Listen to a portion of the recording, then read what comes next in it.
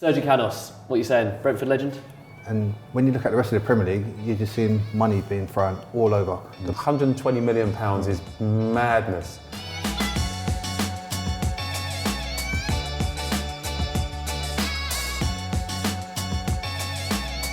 Welcome to the pre-match pint with London Pride. We're not at the brewery today, we're down at the stadium. New surroundings, but remember you can still get your 10% discount, Bees fans, if you go down to the brewery in Chiswick Lane. Joining me today, the ambassador, Marcus Gale and Reece Weston. Cheers, both the windows slammed shut, so the big news of course yesterday, this is filmed on Wednesday, Sergi Canos moving out on loan, so big cheers to Sergi.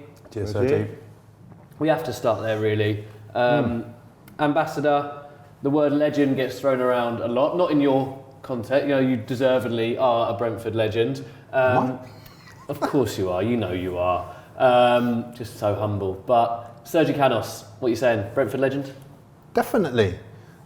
He's given blood, sweat and tears, given us so many positive memories, great moments, goals. I just love the fact that he connected to the fans immediately and kept that up throughout his tenure here. I know he's only on loan, but he's made a massive impact here.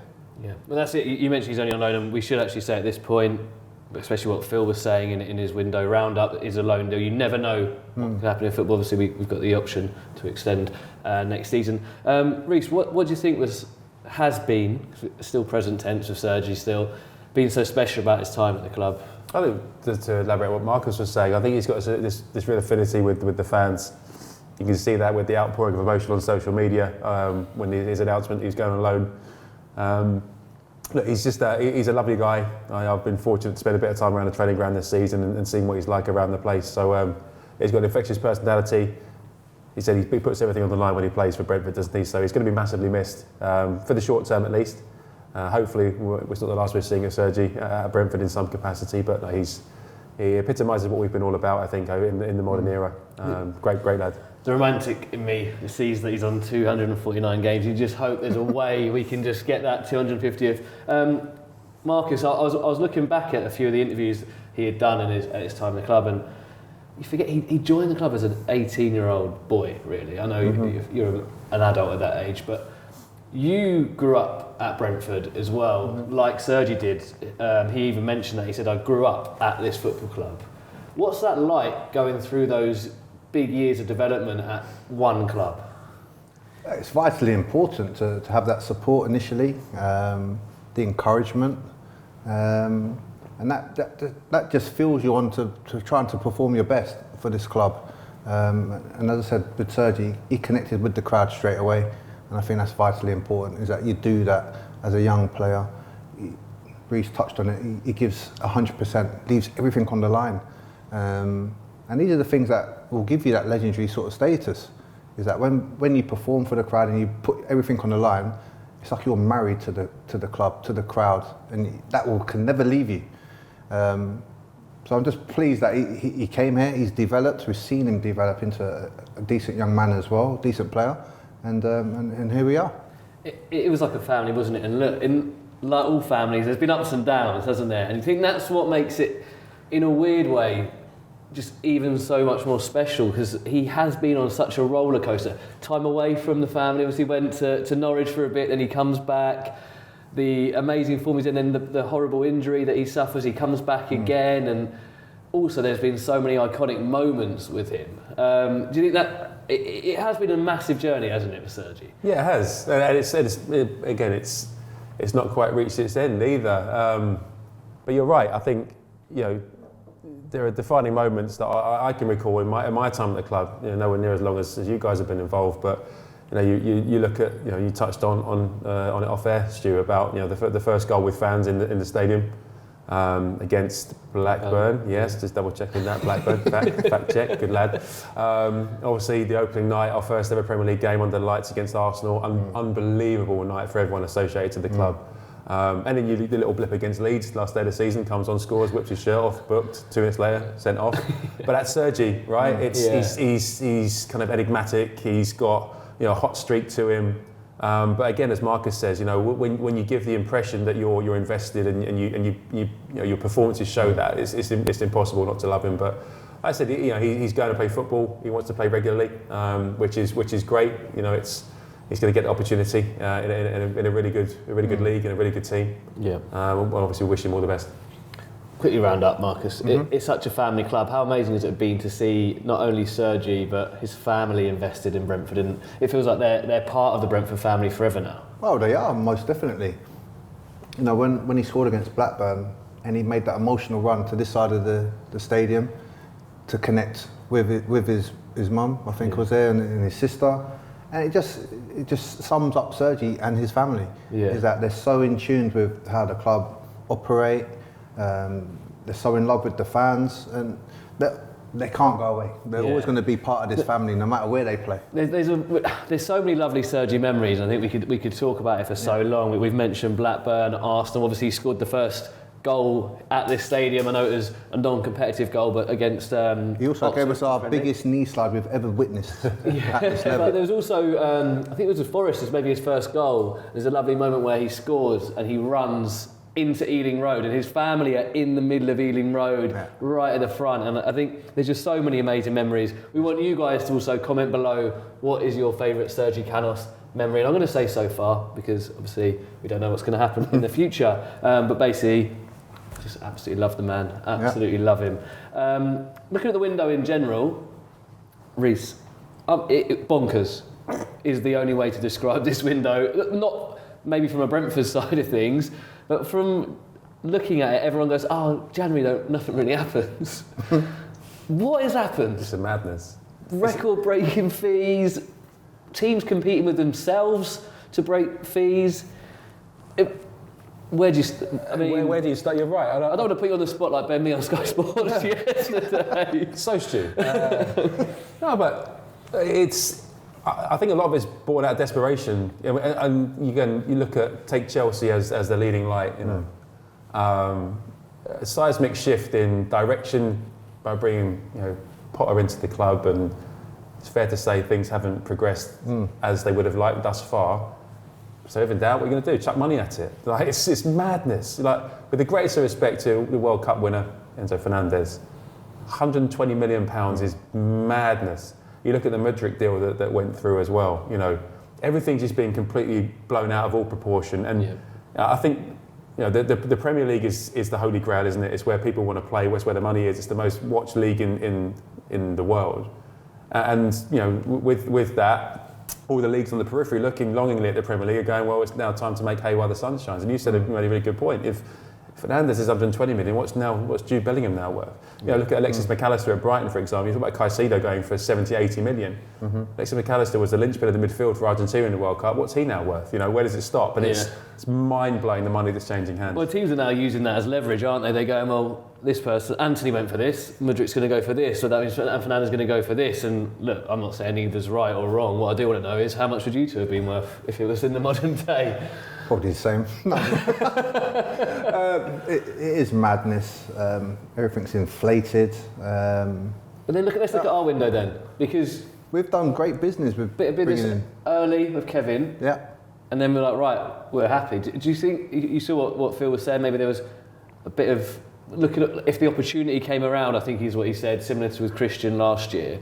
But what impact will that have on the squad? That there's not been a lot of movement in halfway through a season, and also does that show composure and humbleness, but confident humbleness in the team? I think it will give the squad, that sort of comfortability of everyone's happy with what's been produced at this moment, and it's been a great season so far. It's going to be more of the same.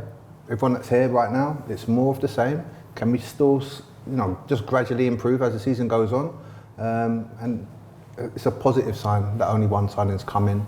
I know we've had a few that have gone out on loan and stuff. Well, that's fine. I think it's a true reflection of where we're at right now. We're comfortable, we're confident, we've got a clear plan, a clear identity.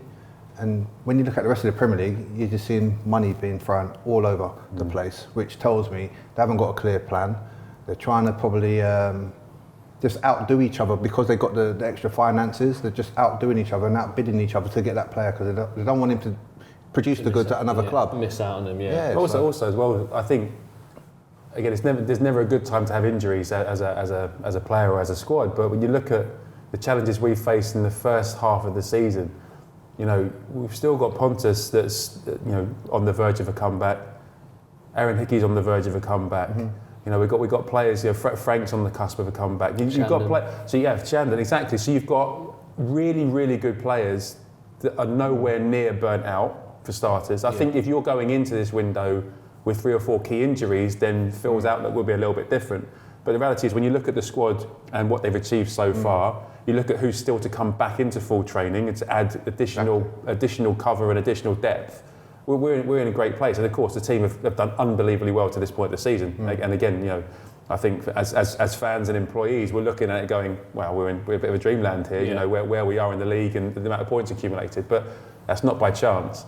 And I guess, you know, the addition of Kevin to bolster the front line, it's very shrewd, it's very clever, and I think everything is kind of building towards a really strong second half of the season. What I loved about it, and you kind of mentioned it as well there, was it feels very long term. Everything feels, there's no like reaction like, oh, we've got to go and do this now. And look, I guess that is also partly to do with what a great season we've had so far. We also need to remember, in football again, we've said it a couple of times, anything can happen, but we know the trust in systems that we have here and looking at things of the bigger picture. But Phil saying we looked at Kevin in the summer, but we're biding our time. We knew we wanted pace and power. We brought in power, but now we're looking at pace.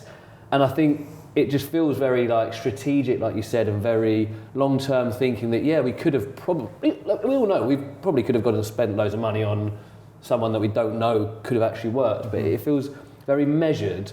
And I think the other thing to mention here is I want to big up a few people that maybe have, I'm not going to say overperformed because I think they had it in them, but people like Zanka, do you see what I mean, that have come in and you go in, well, if Pontus is coming back from injury, did we need another centre-back? No, we didn't. We can afford to let Charlie go out on loan because Zanka is, for me, I don't know what you think, Marcus, I think he's had a phenomenal season when he's come in. We've got great players that add value to this squad, whether they start, whether they're going to be a bench and come on. I think you need a mixture of both.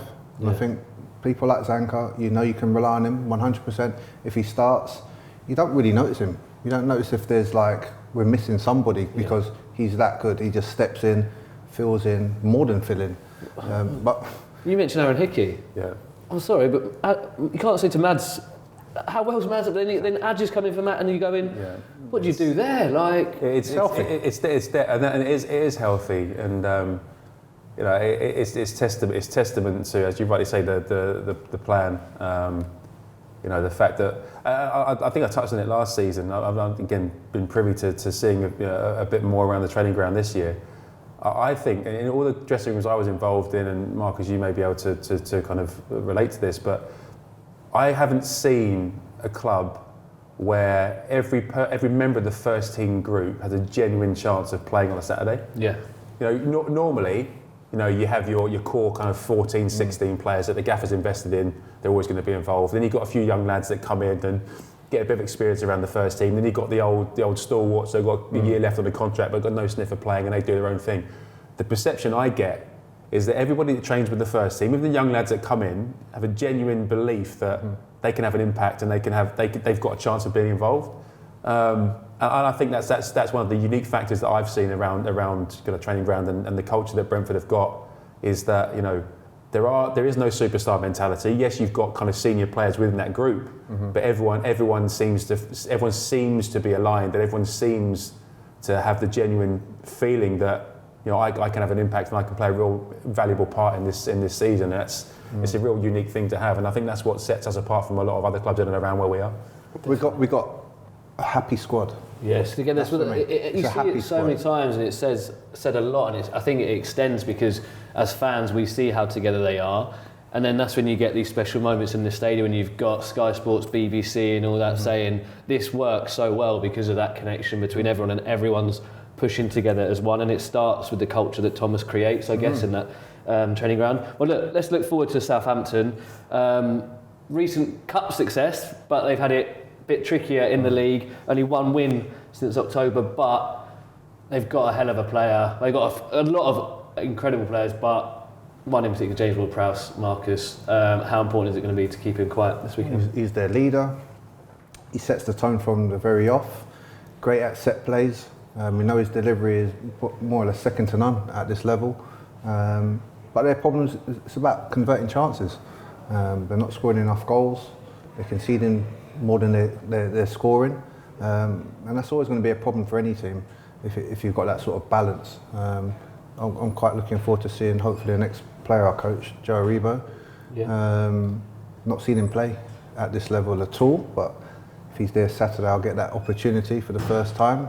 But other than that, I just think if we can carry on with that same mentality we had against Bournemouth, and no game's easy, no game's a walkover, but we just have to apply ourselves the way we know we can and just take the game to Southampton and dominate. Did you play with Nathan Jones at Cardiff? No, I didn't. But when Nathan was at Yeovil, I had a stint in Norway. When I came back from Norway, I trained with Yeovil for a couple of months, and Nathan was part of that kind of really successful Yeovil team. Yeah. The Gary Johnson team that got to the playoff final. Yeah, and I know Nathan. He's a good lad. You know, obviously fallen out of touch over the years, but seeing his coaching journey. And what he achieved at Luton, you can't kind of Sniff out, yeah. No, exactly. It's a tough gig, and he's made the very best of it. But obviously, then going into the Premier League it is a completely different proposition. And I don't think, I know a few Southampton fans, and they weren't overly enamoured by the appointment. You know, Ralph Hasenhüttl did an incredible job in again what were at times challenging circumstances. But managers need time, right? But when you're at the bottom of the league, results is what defines your tenure. And look, we're in a great place. Brentford are playing well. Confidence is high, and Southampton will be coming here as Norwich did last year, looking to kickstart their season. And that's the red flag for me. If we apply ourselves and we play as we have been doing, then I think it should be another really enjoyable afternoon at the GTEC. Well, yeah, look, they've got a lot of really exciting young players at Southampton as well too. So should be an exciting game Saturday. And make sure you get down to the Hive pre-game where you can pick up one of these. We've got 3,000 Brentford scarves to give away, one per person. We want to see them above your heads for Hey Jude and make it a sea of red and white. That's it for this week. Thanks both of you for joining us. Thank you. Remember, put down in the comments below your favourite Sergi Canos moment, and come on you Reds. You Reds!